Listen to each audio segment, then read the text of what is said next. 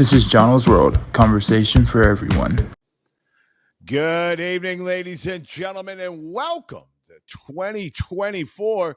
I am Greg Runge, but this is not Coffee and Cuss Words. However, I do have my coffee, and I still have a fucking potty mouth. But no, this is episode 13, not Tommy Chong, man. This is Jono's World. Featuring Greg Runge. I already introduced myself, man. But I thought you just maybe I missed it. Okay, It's all right. It's all right, buddy. It's all right. What's going on, my guy? How many times a week, whether it be via TikTok Live or walking around Sanford, Florida? Is it Sanford? Yeah, Sanford. Do you get? Hey, you're that Cheeks and Chongs guy. If I get recognized, it's sometimes, yeah, it's that. I don't get recognized that often, not anymore, especially this last year. I haven't really created much that I'm on everybody's algorithm that much these days, but it's definitely stoner related for sure when I meet people out there. I try not to get recognized, though. You know, I don't make it my identity. I don't go out there like I've known people, and I've heard stories that people like try to flex that shit. Like, hey man, you know, like I'm TikTok famous type, and try to, I don't know whether it's get good seats or a table or food first, or there are people out there that actually like flex it like that, and they do. I don't know. Once like TikTok stardom or any kind of real social media stardom becomes your identity, and you're not like a Mr. Beast or what is it, like that ninja guy, or people that like put in the work. Like I don't know. It's a little too much for me. You have 1 million followers, not 1 million fucking people know who you are. You know what I mean? That's true. Are you hinting at toxic positivity? I'm always flexing on toxic positivity. I have since I've been on this app.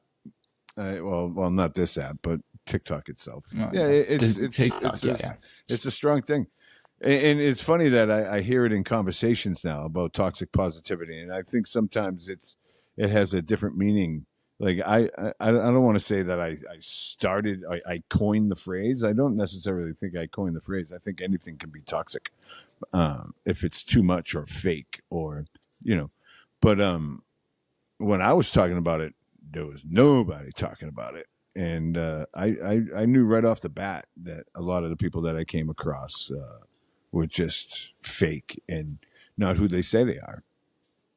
And then sometimes you learn the hard way because you put your trust into people, but and they burn you. Yeah, for sure.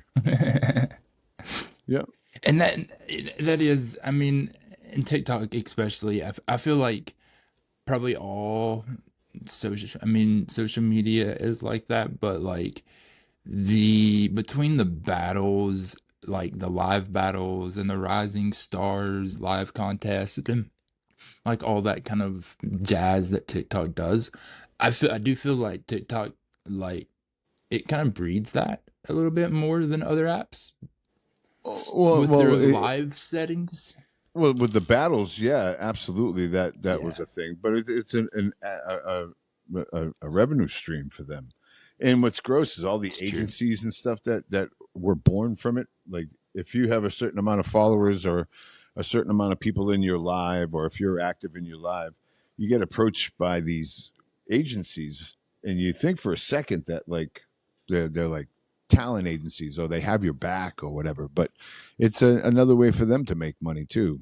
And it just seems like people who are actually creators that are on there that have so much talent that could offer, and if they had the right representation, maybe they could take something with their pseudo celebrity. And I think that's what it is a lot of times, pseudo celebrity. And I think that's why people, and even myself, like in the beginning, and somewhat now, like when I really respect or are inspired by someone who's truly creating on there, like I wouldn't necessarily say I fangirl. I've never fangirled ever, and I think that's just because I was I was gonna say groomed.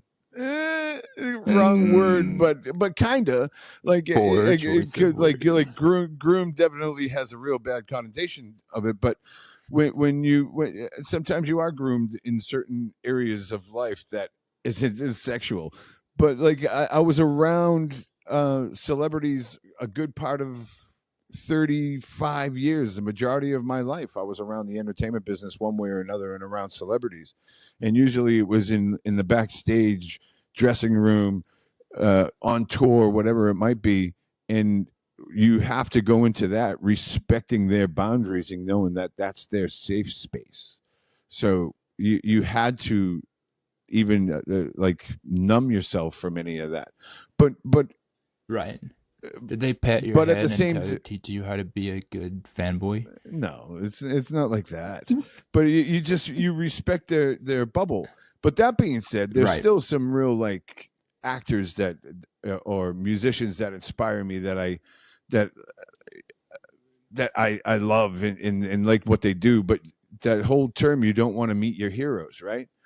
But we as people, we were, whether it was raised on television, like fucking Fred Flintstone was my babysitter. TV was my escape in a lot of things in life. Yeah.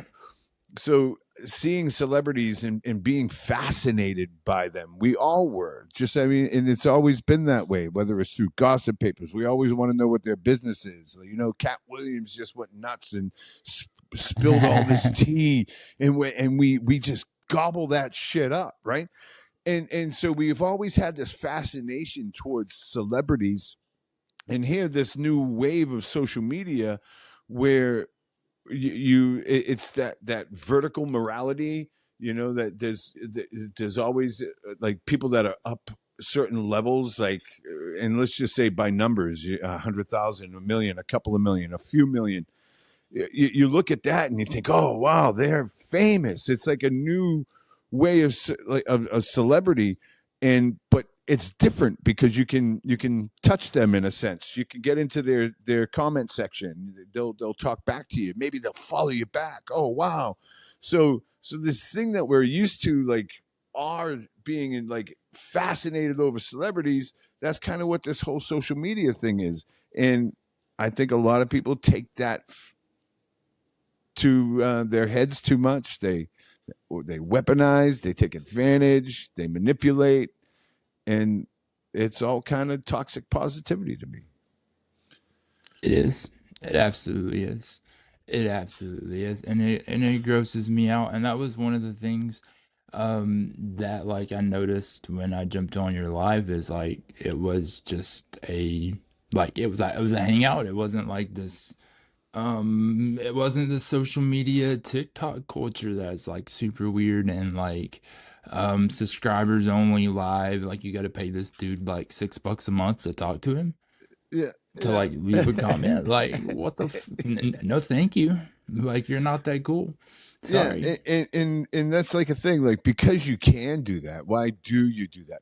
Like, and I get it. Like if you're a true content creator, and I think people who just have a few numbers think they're content creators, and they're just like throwing up their phone on a tripod, and that's all it takes a lot of times. But like real content creators that are sitting there like drawing out storyboards, really thinking out skits or choreographing dancing and Yeah, putting their time and effort, and that's their thing every day. That's different than the person that just, you know, the algorithm liked them that day and they got a few thousand followers and they got a few tens of thousands of followers or maybe you I don't know. yeah. It gets weird. I think, I mean, the slow build from what I hear is better than kind of going viral and just getting a bunch of followers, because you pretty much like immediately fall back out of people's algorithm. Yeah. But if you like slowly, build through interactions and things like that, like that's the, or you just constantly go viral.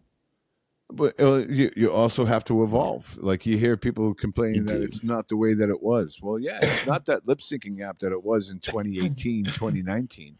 It's evolved to a lot of different things. And if you don't evolve, you got to either evolve or die. Yeah. Maybe Oh, that it's people don't want to see your little silly lip syncs and dances anymore, or you do something different. yeah. I mean, for some people, like some of those things still work. Like, especially, like, for someone like you who's like completely gray on top, like that adds a level of like entertainment to the dancing. But if it was a 30-year-old person like me on there lip singing and dancing, it's a little weird. Yeah, Because the comedic level is, value is not there. But I mean, yeah, TikTok, I didn't download it until the pandemic because I thought it was just all people lip singing. And then as I like learned that it had evolved, I was like, oh, okay, I'll check this thing out. And then like at first, like I just was like, oh, let's just post stuff, conspiracy theory, Bob Lazar, like alien stuff, just have fun with it and things like that. And then like I actually started seeing like what TikTok was, and I didn't know we were talking about TikTok like that, but and now like I do like actual history research videos, podcast clips, like stuff that's super super thought out, and compared to posting a stupid video of a dude like lifting a horse or um like the serious like the actual like substance content, it like doesn't go anywhere. yeah. It's you got to find that right community for that, or fall on that side of TikTok, or stay consistent with it. Like anything, it's a numbers game. The more that you're consistent with it, the more it will go, and maybe it will be that one that does go somewhat viral. Like And then you have 20 there are other videos sitting different there. like levels of virality, right? Like if Right. 100,000 people saw a video, like you're used to 1,000 views, like 100,000 hits big, and there's probably out of that 100,000, there were more people that you hit. Now you got to look at that video and be like, all right, what was it on that video that liked so much? Or go check out the comment section, and you have a bunch of content that's in that comment section, whether it's a follow up video to a question that someone said, and then you'll find that niche of people. That person it will most likely fall into their algorithm. It's a numbers game. Keep doing what you do if that's what you enjoy doing, and it will hit. It's true. But for people who like myself who have ADHD, and one day I want to talk to Greg Runge about THC and all kinds of other stuff. And the next day I want to talk to Rod Smith about NFL because I know a lot about football. And then the next day I want to talk to Howard Williams, who's the professor of archaeology at the University of Chester in Wrexham. Yeah. Like I want to throw such a variety of content up there, but what that does is it flatlines my page. Well, then don't rely just on that. Like try a 2 post a day rule, and maybe it's I don't know. We could talk strategy off of this, but yeah, there's definitely ways you can do it that you open up your demographic a lot bigger. And I've heard like the overusing, like using too many hashtags will like throw your video out of algorithm too. Like using just a couple and then like the FYP or whatever is supposed to like narrow that down so your video can catch the traction that you're looking for. There was a time Because there was a time that TikTok like suppressed a few different hashtags because they were spammy, and FYP was one of them. I would do just 2 or 3 that are just relevant to your thing, and something that's already out there. Like maybe create your own, Jono's World. Hashtag Jono's World is on every one. I did that. And then something that's already created of a hashtag. I don't know. We could talk strategy on that stuff. Yeah. Yeah, no, but that's the struggle of being a creator in this kind of environment though. Like it's constantly changing and the people who subscribe just because you have 10,000 or 1,000,000 subscribers, like it doesn't mean your video is going to do more than 1,000 views. Yeah, no. Like it just like at all. And if I'm sitting on one right now that I haven't been able to break like 1,000 views in a while on this one account. I haven't posted on the 1.1 million account in a very, very long time. But I did one of the TikTok trends, and it's almost at 2 million views in 3 days. But I haven't like broke 1,000 in a couple of weeks. So Which one did you do? I don't know if it was like what I looked like in the 30s or the 70s. One of those ones. Oh, I saw that one. Yeah. Yeah, the last time I looked, it was like at 1.7 or something. But that shit don't matter. Like the view comment or the view like ratio doesn't. It's less than 10%. So there's a lot of things that aren't like people viewed it but didn't give a shit about it. Because it was a trend. It was a trending filter. So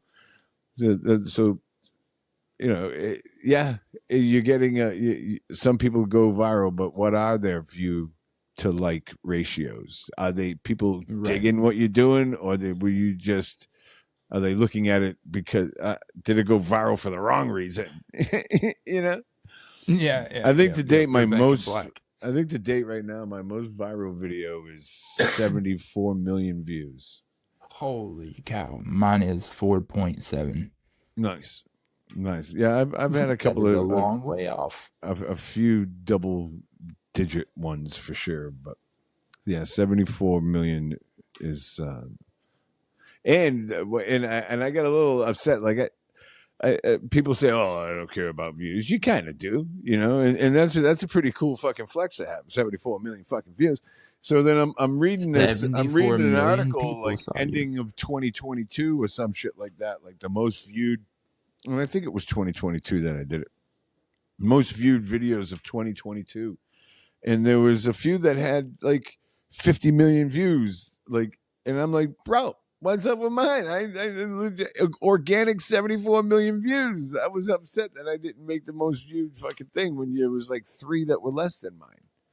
Motherfuckers. Wow. Those motherfuckers. Like on IG, I had one that did like 4.7, and you're supposed to get these little badges and things like that. Like after you cross a certain amount, you get the 1 million view badge, you get the 2 million view badge. Like there's these little like things. That's what mine happened on. Was on Instagram. They didn't give me shit for it. Me either.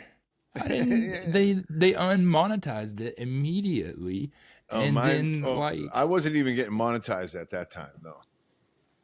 Yeah, I guarantee you they wouldn't have let that shit fly if I was getting monetized with 74 million views. No, they would. That would have been a nice fucking payday, though. Yeah, but they would have suppressed the crap out of that. Yeah. Because that video had the TikTok logo on it. That's what, and it was like the week they changed that policy, and so I didn't know they had changed it, and so like. I was like, all right. So I re-uploaded the video without the logo, with ran it through CapCut, made sure that you could tell, and that all of the stuff in the video was changed, and it did like 1,800 views. Bummer. Yeah, just copy. Like if you didn't save it or upload it a certain way, just copy the link, and I go onto my browser on my phone and do snaptic.app, and it brings me to a website, and I just put the link on there, and it takes it off of TikTok for me without a watermark. And then but like if it's a lip sync or something like that, it'll be off sync just a little bit. But if it's a natural voice, like if you're using your own voice, recording your own voice, it's synced up fine. Yeah, I don't think I've ever done. I've never done karaoke. I've never done a lip sync anything. You are talking to the most boring autistic ADHD person. Never been to a strip club. Never been to a dance club. Never. Never, never. See, Listen, I am from I've gone. Jenkins, Kentucky. There's no like fucking rinky dink titty bar in Kentucky. We don't even have a red light. Man, what if you open up Like, your own strip bar out there? Would you do big? oh, dude. Oh, you would get ran out of town. Would you really? What if we did it like so? It was just a men's club. We did it like all hidden in like some fucking barn somewhere. No. Oh yeah. I mean, I'm sure. Come on, there's got to a be some couple, freaky like, deeks out there that want to fucking see a little fucking not mama. You'll find some parties like up on like the top of mountains, like this old strip job mining areas, like where people, Just run around kind of naked. come in. Yeah, you'll find some like keggers, and Keggers. things like that. Yeah, but no, like, Is it a dry the town? You closest- don't live in a dry town, do you? Oh yeah, no, I live in Virginia Beach now, but yeah, oh yeah, it was a dry county. Really? The only alcohol available, you either had to go across into Virginia to buy alcohol, or it was moonshine. So what if like a naked person was to run down the street? Would they just get all hemmed up and? Oh, they're going to jail. Going to jail. But like just a quick in and out, or are they doing some hot time? Oh, it's going to be it's going to be the main news story for weeks on end. He's gonna make me want to go to Kentucky and do some fucked up shit for a couple of weeks. Oh, dude, it would be the most endless entertaining thing ever. Jenkins, Kentucky. It is so small that I tried to mark it as a location on one of my TikTok videos. It's so small that it's not on TikTok. What if? And what it's if, actually a town. what if you did some weird shit like with drones and do like fake UFOs or like witches flying on brooms and shit? Like, Oh, dude, like are they so that's kinda what backwoods it's that known for. they don't have like they don't like get the new new toys and shit? Yeah. We got, so like, Oh, I want to go to this I place didn't and do have some. I didn't have internet even in high school. Like, um, we didn't get internet like until like 2007 there. And then it was dial up. Dial-up. There's places that still, like, there's places where my family lives that like the best internet you can get, unless you want to pay Elon Musk for his like $500 a month Starlink. No, it's like $110 a month. the- That's not that bad. Yeah, right. But It costs $700 to buy the motherfucker. Yes. But the best internet available is like 2 meg, 3 meg. Ooh. Yeah, Oof. I mean, this is Appalachia. It is where all of if you've seen the scary Appalachia stuff on TikTok, it is where it is supposed to all go down at. Man. All that haunted Appalachia, missing 411, like all that stuff, all that nonsense. Yeah, that's where I'm from. And so like it's nonsense. Yeah, all that nonsense. There's more people were killed in Chicago since we've been on this podcast than on the Appalachian Trail in the last 30 years.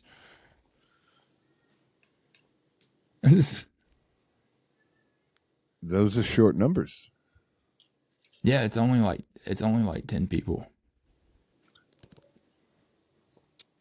So like the whole missing, like there's no actual truth to any of it. Really? It is actually considered America's safest trail. The most dangerous trail to go missing from, like serial killer wise, or like crazy animals unaliving you, is Yellowstone. Huh. Yellowstone is that like, people getting abducted or people abducting people or like even like animals of just course. fucking grabbing them? Both. Of course, what? Both? Yeah. I thought you were going to talk about people abducting people. Meaning, I thought we were going the Bob Lazar out there for a second. Uh, uh, uh, people abducted people. That's the way it should be. A really bad version of Depeche Mode. So no, I that's was not even when people are people. That's not Depeche Mode. Anyway, who was that? People are I people. don't know. Like Information Society or some shit like that. Anyway, what were you gonna say? I was gonna say like, yeah, that part of Appalachia, there is a lot of UFO believers, a lot of Bigfoot. I mean, there is Bigfoot crossing signs in certain locations. Would they if someone found a Bigfoot, would they try to trap it or kill that motherfucker? Oh, they would shoot it. They would shoot it. Listen, they would shoot it and they would take it to a taxidermist. That thing would go on somebody's wall. And would they keep it at the house or they bring it down to like the general store or some shit? Would it go on the wall? Jimmy's Like, keeping that in his living room. How would they mount Bigfoot? It'd be standing in the living room like this. Permanently. I don't know. But I think I have pictures. I would think I would want to have it like in a walking position, like especially if it looks like all the shadow, like the silhouette shit that we saw, kind of just like a scrunched up, like non-evolved beast. I think that'd be better than like than a scary thing like this, just like a fucking dun, dun, dun, dun, dun. Yeah, you know, I've got pictures. Do you believe in Bigfoot? Black bears? No. No. I've got pictures of black bears from trail cams in Kentucky of black bears walking across fields on their hind legs and stuff. Like on two legs? I think like walking like people? Yep. That's yep. Or just standing there, like in the middle of the field, they're just standing there like up on two legs with their head way up in the air. Wasn't there a famous internet bear that people would get that he would just get up on his hind legs and just fucking walk around like yeah, and it's pretty. I mean, it's becoming more and more common, especially as like the humans and bears start. We're becoming closer and closer. Which I still will never understand why somebody would sit there and like feed black bears their sandwich at a picnic table. Have you seen that? No, but I mean, I guess it depends on how he approached or she. Sorry for assuming your gender, Mr. Black Bear. Oh, there we go. I guess how it would depend on how it approached me sitting at the picnic table, whether or not I'd feed it. General rule of thumb is you don't feed people food, but obviously it seems like they might be already like sitting at tables with fucking people. Like I don't know. I guess I wouldn't feed a gator. I don't think that at that point, like if a bear is approaching, like I'm not going to sit there and like be concerned of whether the bear eats my like burger. I'm just going to go and leave my food there for it. Like I don't know, but what if he just like sat up next to you? If I'm going to leave the food there and I'm just going to slowly back away to my car. But you're already sitting. I definitely wouldn't approach one. I wouldn't go like these. I wouldn't go to any wild animal. And depending again, like how they're approaching buffaloes.